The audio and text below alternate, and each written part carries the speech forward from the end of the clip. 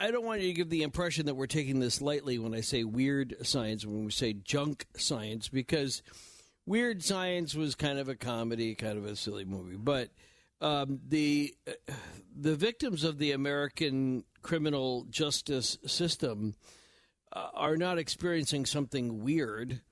The junk science that puts them behind bars is just as criminal as the things that they're accused of. And frequently it is police investigators in cahoots with the prosecutors and then ultimately judges or juries that are responsible for a denial of somebody's civil rights, their basic human rights, for that matter. Chris Fabricant is the attorney that has been leading the Innocence Project for many decades. He graduated from Georgetown Law. He is one of the featured speakers in the great Netflix series about junk science and about unfair convictions. People who have been behind bars for almost all of their adult life that were freed because of the Innocence Project. That particular Netflix show is called The Innocence Files.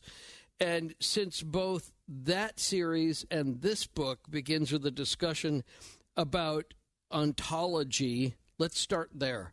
Next, on Coast to Coast AM, this is Ian Punnett.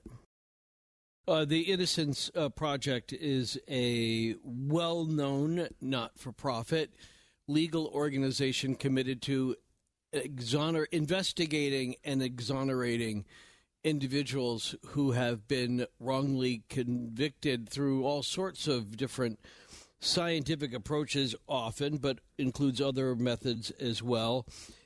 Chris Fabricant joins us, the author of Junk Science in the American Criminal Justice System.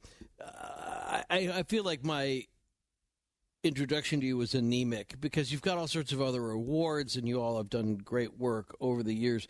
What do you think of as your proudest achievement? I think that probably my proudest achievement are the exonerations of the three people that I wrote about in Junk Science. Keith Harward, Stephen Chaney, and Eddie Lee Howard, even apart from, raising my two kids. Right. Those three men. I was going to put that in there, too. I agree. But you all literally get, like a mail truck full of applications or cries for help every week. How do you begin to determine who is going to get the muscle?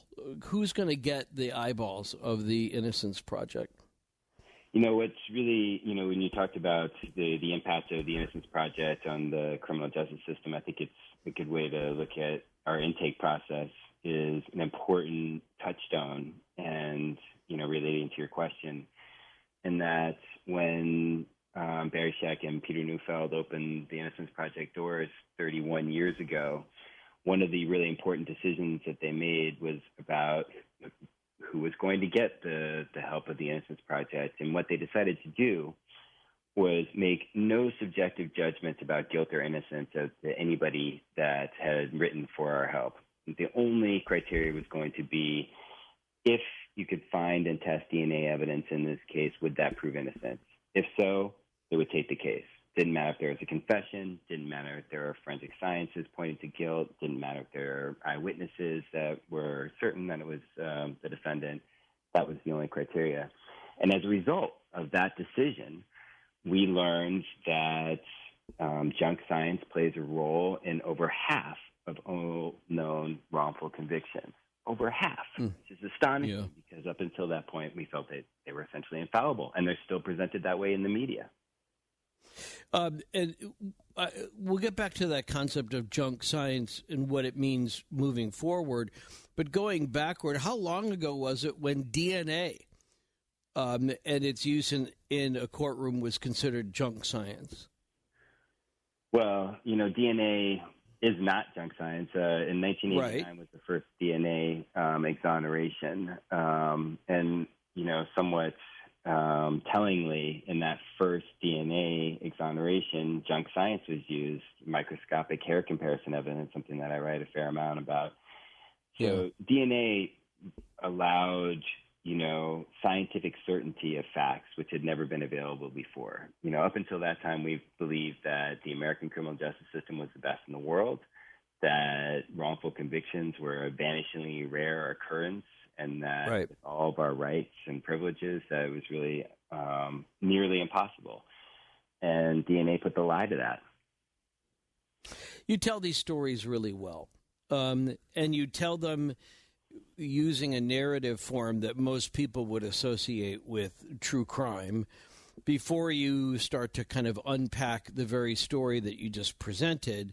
And you follow the cases as you were involved in repositioning the reader's view as to what they had just thought they had understood.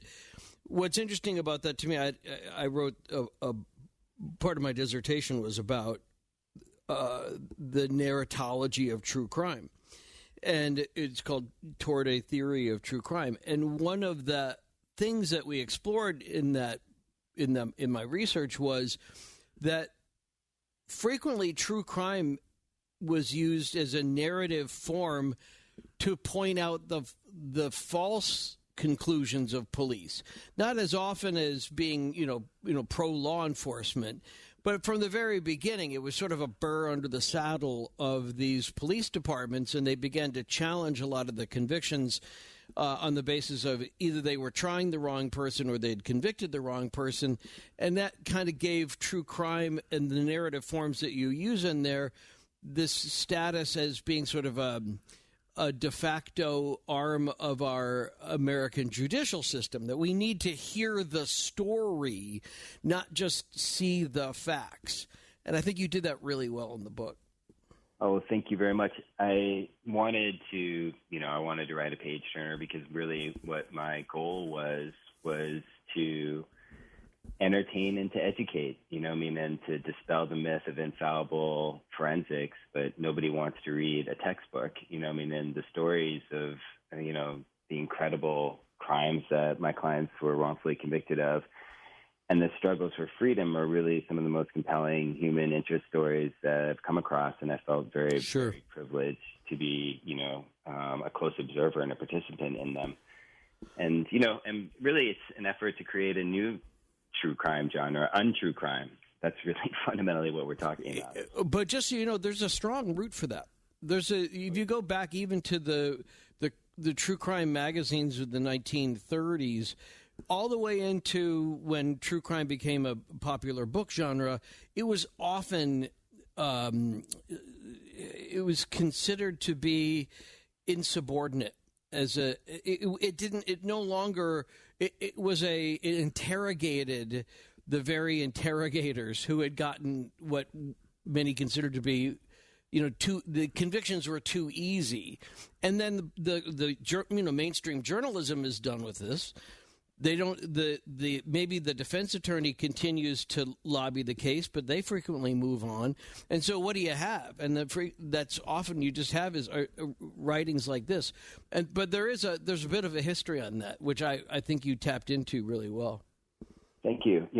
It's funny the way, and we need true crime for that reason, because most criminal procedurals that we see on television, in particular, right. CSI or Law and Order and Forensic Files and all these other shows, they're neatly sewn up in 1 hour. The forensics are always depicted as infallible, objective, conclusive, and right.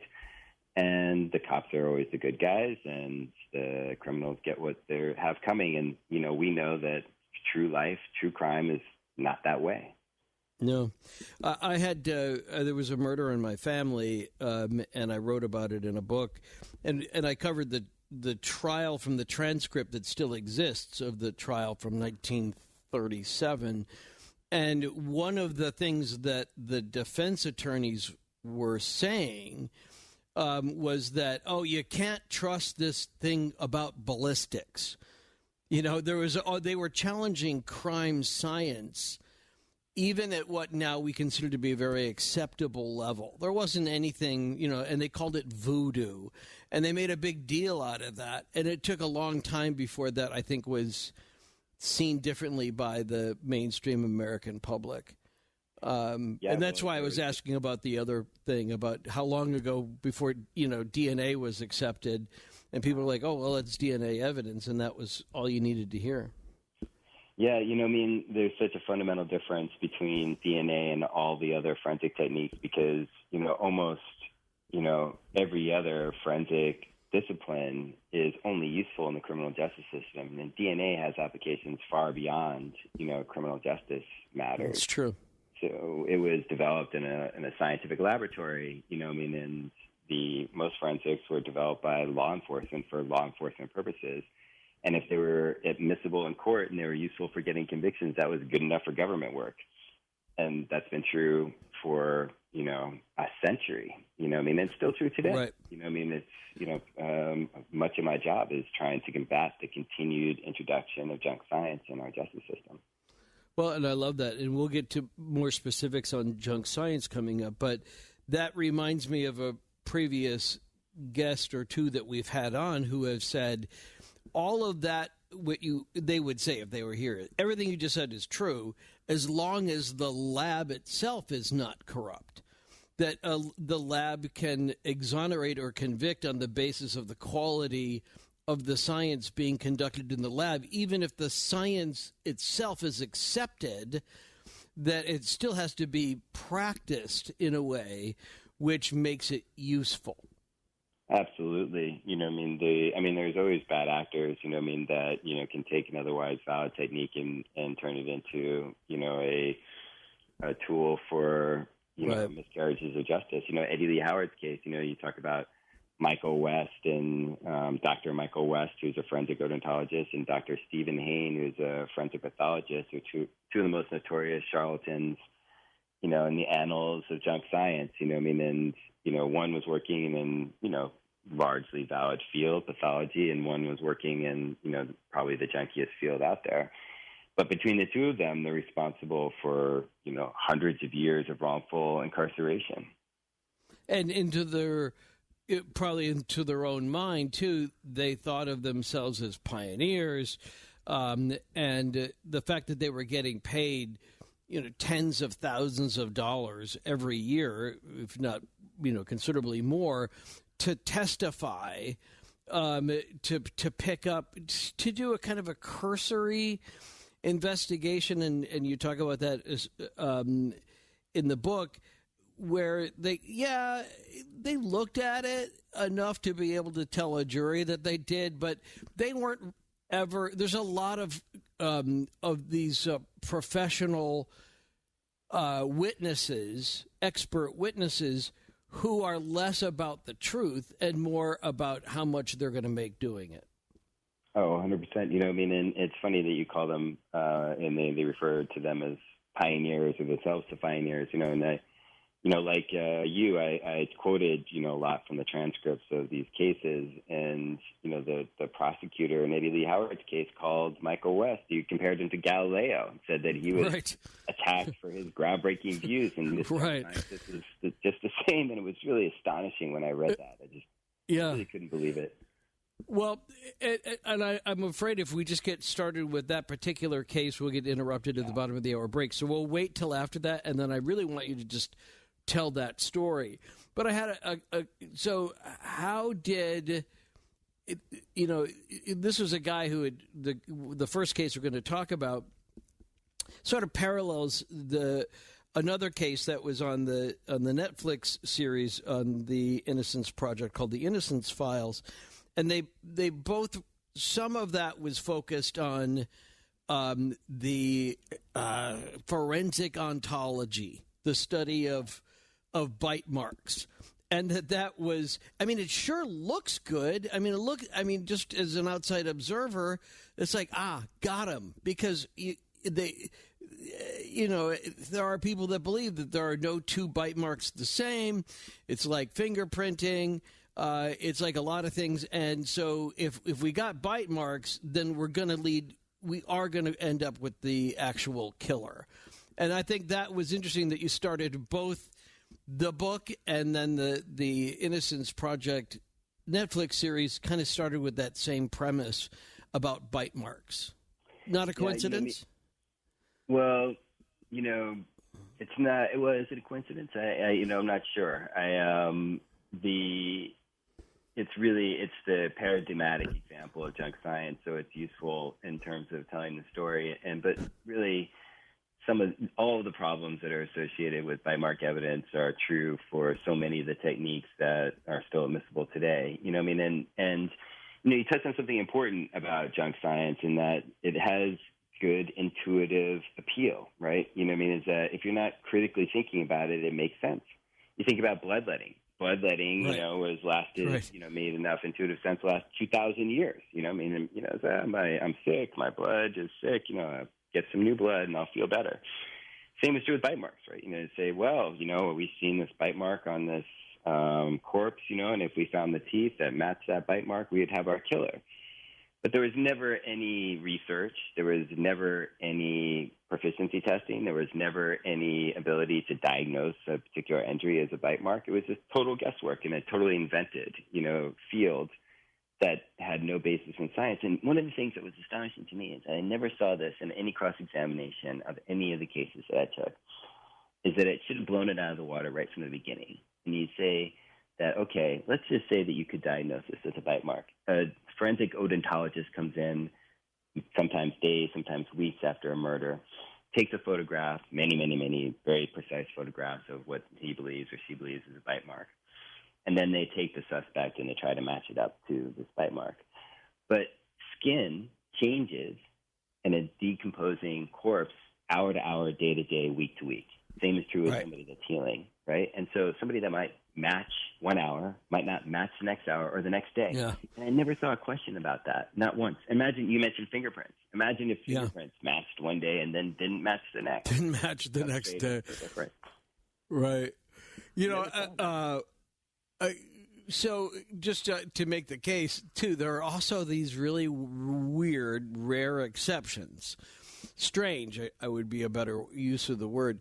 Like the return of bloodletting, which they're doing with leeches for people who have certain problems related to obesity. And it's just an experiment, but it's something that was in New Scientist, and they're actually looking at that again. It doesn't account for how it was used before, right. But as you say, there are all sorts of, there on an hour-by-hour basis, our bodies being what they are, both living and dying, we would need almost like time-lapse photography on us at all times to be able to see what's working and not working. This is true. This is why we have to, go to the lab. We have to do the foundational research, and we have to do the applied research, otherwise we're going to end up with wrongful convictions and wrongful executions. It's amazing to me that we don't have something like the FDA for forensics, that there's some government agency that doesn't do validation research before it's used in the criminal justice system. We have that for toothpaste or mouthwash or toilet paper, right? We have the FDA that does that. But we care more about consumer products. We care more about toilet paper than we do about the reliability of toilet paper than we do about the reliability of science that's used to condemn people in our justice system. That's a really interesting proposal, too. Okay, so we'll tell the first story. I almost just telling the first one that's in junk science and the American criminal justice system may be enough to illustrate your point, but I also refer people back to that Netflix series, which was super good. Chris Fabricant is our guest. Highly blurbed, highly recommended book. This is the kind of thing that if you have somebody in your family and you're convinced was wrongly accused, maybe you have been wrongly convicted. This should give you hope in a way that there are people out there that are doing this kind of work, but it should also lay out kind of like the garden steps of how we need to rethink our American criminal justice system. And we'll do that next on Coast to Coast AM. This is Ian Punnett. I was kind of reflecting on this before the show tonight. Some of the earliest recordings we have, folk music and ballads in the United States, were about crimes, were about murders, and frequently about unsolved murders, and how it is that police authorities so much want to reorder chaos that they'll even cheat. They'll cut corners to do it because that makes them popular. And maybe that's one of those things which we learn the most from history as we go back is our complicity as a culture to want something that's wrapped up with these, with a bow on it, much like how Chris had mentioned earlier about Law and Order and CSI. There's a desire that we have, which may even go back to the Bible, where we want to have a story with a beginning and a middle and an end. We don't like it when things just sort of drift out. And No Body, No Crime hasn't stopped a lot of prosecutors from using junk science to get convictions. But that's not the story that we're going to tell next. This one, to me, is even more surprising because reading the account in Junk Science in the American Criminal Justice System, I would have thought there was no way this guy didn't do it. Next on Coast to Coast AM, this is Ian Punnett. Well, it looks like Colorado did it again, by the way. So double OT for Coach Prime, and somehow the Buffaloes pulled off another one. So for those of you who are just joining us, we're talking with Chris Fabricant, Junk Science in the American Criminal Justice System. So Chris is, part of the Innocence Project. I want you to lay out the case and lay it out like you did, almost like a prosecutor presenting a narrative to a jury that wanted to know, why is this person being accused of such horrible crimes, and what was the science that was going to be behind the conviction? Take it from the top. All right. Well, on a warm summer night in 1982, Teresa Perrone, a 22-year-old young mother, was in bed with her husband, Jesse Perrone, who's her husband, 25-year-old. And Teresa was asleep, and she woke to the sound of thumping. She opened her eyes and saw a sailor, or a man in a sailor's uniform, standing over her bed, wielding a crowbar. He lifted the crowbar up over his head and smashed her husband's head in with the crowbar and started beating him to death. He grabbed Teresa, who was only 5 feet. She was actually less than 5 feet tall and 97 pounds, and jerked her out of bed. Told her that he wasn't going to kill him, just knock him out. And then he proceeded to beat him to death. And then he spent the next 3 hours sexually torturing Teresa Perrone and telling her that if she cried out, he would attack the 3 kids that were sleeping down the hall, and if she made any noise at all. So Teresa endured hours and hours of just really horrific sexual abuse. And the neighbors heard nothing. The neighbors heard nearby. There was no witnesses to the crime. Nobody heard anything. It was really essentially a silent crime the entire time, because Jesse Perrone really never had a chance to defend himself. And she didn't cry out. And during the attack, the perpetrator had put a diaper over her head to prevent her from seeing his face. She only caught brief flashes of it. And toward the end of the attack, he bit her up and down her thighs, then went to her purse, stole money from her purse, asked her for directions to Norfolk, and left through the night. Teresa went upstairs, grabbed her rifle, called the police. When they came, she spent the next 3 days in a haze, looking at hundreds of smug books, and did not recognize anybody. And all that she had was a description of, a white male, about 5'10", a sailor. The insignia on the uniform suggested that it was a low-ranking sailor, clean-shaven, and really that was about it. And when we say a sailor, we mean somebody wearing the uniform of a sailor. I mean, we're surmising from that. And he had all sorts of little peculiarities, like he wanted her to get him a Pepsi.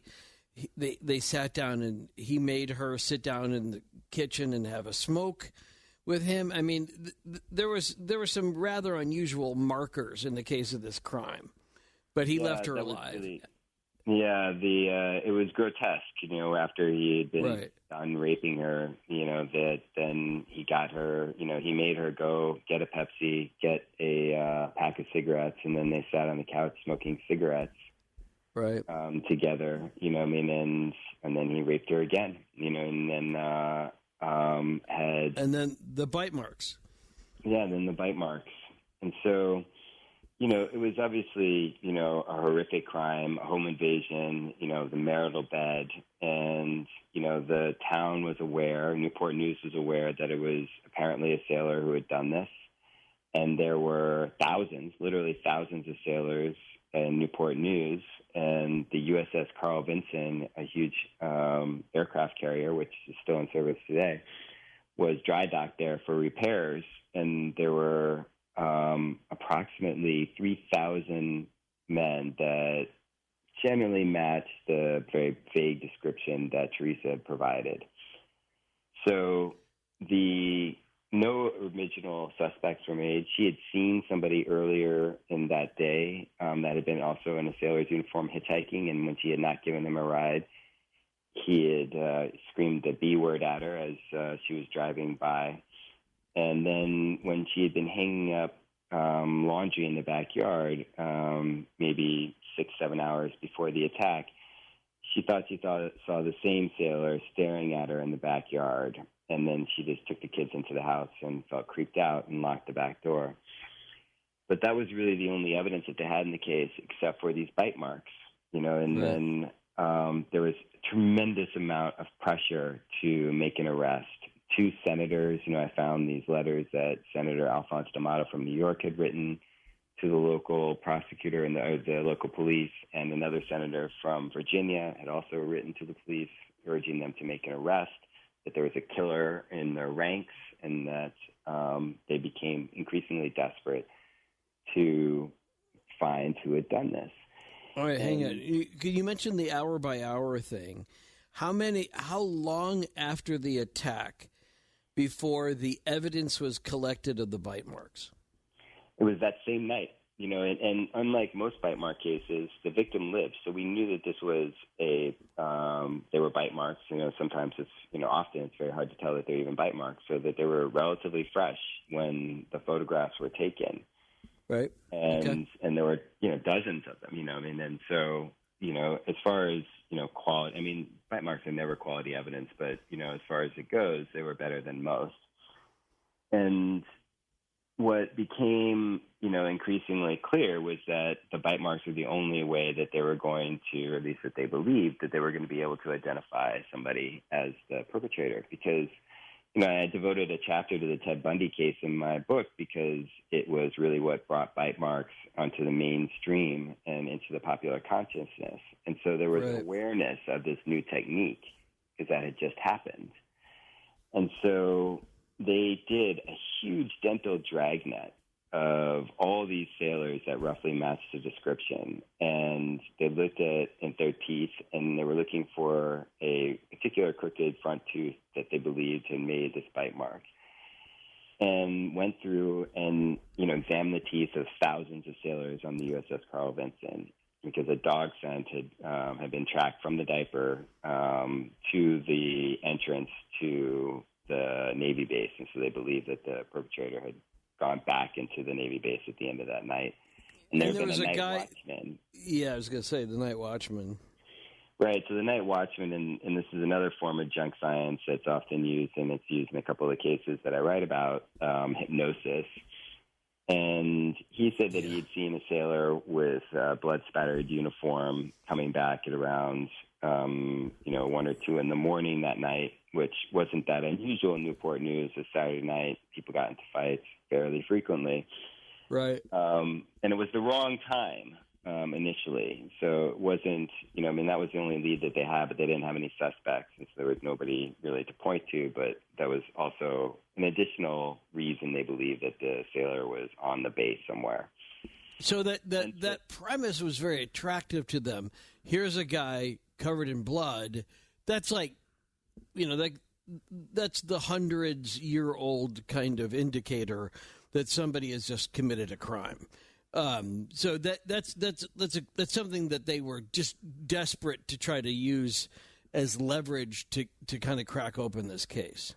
Absolutely. But months went by and no arrests had been made. The pressure became very intense on the police. And what happened was Keith Allen Harward, who was a sailor on the USS Carl Vinson, was around 5'10", was a white male. He, about 4 months after this murder and rape, had gotten into a drunken dispute with his girlfriend, Gladys. Gladys bit him on the Gladys hit him with a frying pan, and he bit her on the shoulder, and they both ended up getting arrested. And that wasn't really, that noteworthy of a case at the time, but what happened was Detective Spinner, who was the lead detective in the case, had learned about the arrest and that the sailor roughly matched the description, and he was a biter, right, a so-called biter. And so that was proof that he was a biter, that he was, right. Yeah. But when you say, like, roughly matched the description, how close are we talking about with roughly? Well, he was about 5'10". He was the right rank and the right complexion. But what was really unfortunate, and we see this in a lot of wrongful misidentification cases, is that she described her attacker as clean-shaven and Keith Harward wore a mustache. That was ignored, and often is ignored. So, it's easy to think that, well, got this one detail wrong, but all these other things are correct. And what we know now from memory and perception science is that those types of details are, in fact, very important, but it was not deemed particularly important here. And what happened was Detective Spinner took Teresa Perrone to Keith Harward's arraignment on the assault charges related to the domestic incident, which, was drop charges eventually. And to ask her to make an identification of Keith Harward as her attacker. And what was really astonishing, and I admire Teresa Perrone for this, is that she refused to identify him. She did not get a good enough look at the perpetrator's face, and she couldn't be certain, and she would not identify him. And almost any other crime victim would have made the identification in that spot because the police believed that Keith Harward was the right for the case. He was right. All of them lined up, but they didn't. So they were left again with just the bite marks. And so Lowell Levine. But let's emphasize that a little bit. So here are the cops bringing the woman to the court, going, "That's the guy, right?" I mean, they're already, they've got their thumb on the scale, and that's part of why it's so extraordinary that she resisted it. She could have wrapped up her life. She could have gone, well, the guy's a scumbag anyway. He may not have done this crime, but he's probably done other things. And the cops, they wash their hands of it and they call it a night. We've seen that so many times that there's actually, aren't there supposed to be procedures against that where you don't, like they include a picture with 6 others on a page, and if they don't pick out that one, that's right. Yeah, it was outrageously suggestive. It would never have happened. Right. I mean, it's the most suggestive circumstances you could possibly have. He's in handcuffs in front of a judge, being accused of attacking another woman and biting her. Right. How much more suggestive could it be? I'm still today, really, really astonished that she didn't point her finger, but she didn't. Well, you know, I mean, you're the lawyer here, but isn't that the exact reason why you never bring the accused into a courtroom in an orange jumpsuit and chains in front of a jury? Because the semiotics of that say right away, guilty. And Absolutely. that, right? So, I mean, that's why they let somebody wear street clothes. That's why they allow them to have the impression of just being anybody else in the court. Presumed innocent. Right. Right? It's the basic tenet. Right? So that wasn't the case here. But so when that happened, you know, they didn't give up on, as they should have, Keith Harward as a suspect. What they did is they doubled down on the bite marks. And what was extraordinary was that Keith Harward's teeth had been flagged as a potential biter, and he'd been examined during this big dragnet on the USS Carl Vinson, but then excluded. But they were convinced anyway that he was the right guy. And so they went to one of these forensic odontologists who had testified in the Ted Bundy case, a dentist named Lowell Levine. And they flew him in from New York to re-examine the evidence. And you can see that once he flew in, he got the dental molds of Keith Harward in the photographs, and a day later he concluded that Keith Harward and only Keith Harward could have created the bite marks on Teresa Peron's thighs. Right. And Keith Harward was indicted for capital murder 2 days later. And they went. And again, they fly the guy in, put him up in a hotel. You can start to like that life, like right away. Yeah, he's an ascendant celebrity, you know. I mean, and right. He was, you know, he was charging, you know, an exorbitant sums. He was, you know, I found a profile of him in the old porn magazine, right? UI. And, you know, these dentists were being lionized as these swashbuckling, crime-fighting heroes, you know, and wearing, you know, $500 Italian loafers in their court appearances, and these mesmerizing testimonies where they were, you know, breaking out their pointers and showing how all the teeth match and everything. They were just, and, you know, Lowell Levine had just testified in the nation's first nationally televised criminal trial, the Ted Bundy trial. And he was a star, unquestionably a star. You know, that's why they brought him in. They brought in a ringer. Right. And so they went to trial on this. And the only, you know, Keith Harward took the stand. He testified in his own defense. He had been with Gladys, you know, the night of this murder, but, you know, they were, you know, off on this detail or that detail. And, you know, once you have so-called scientific testimony pointing at guilt, you know, it's very, very hard to cross-examine your way out of a junk science conviction.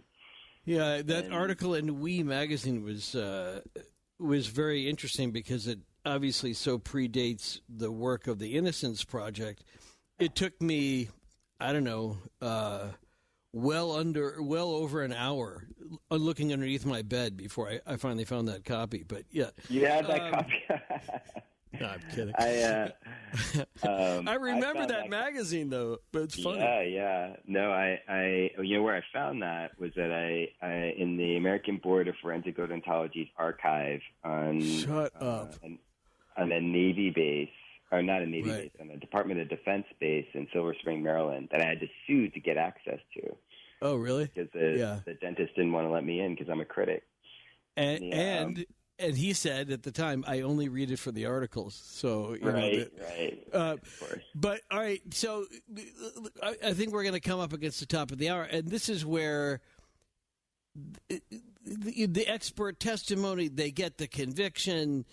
It's everything that the prosecutors want. The police get vindicated. There's some concept of what closure looks like. All of those things are happening. But there's obviously more to the story, or it wouldn't end up in junk science in the American criminal justice system. So Chris Fabricant will pick up we'll start reading between the lines. Now, there's already ample evidence that this case was ridiculous, right? But it's the junk science piece of it that gets the microscope next. On Coast to Coast AM, this is Ian Punnett.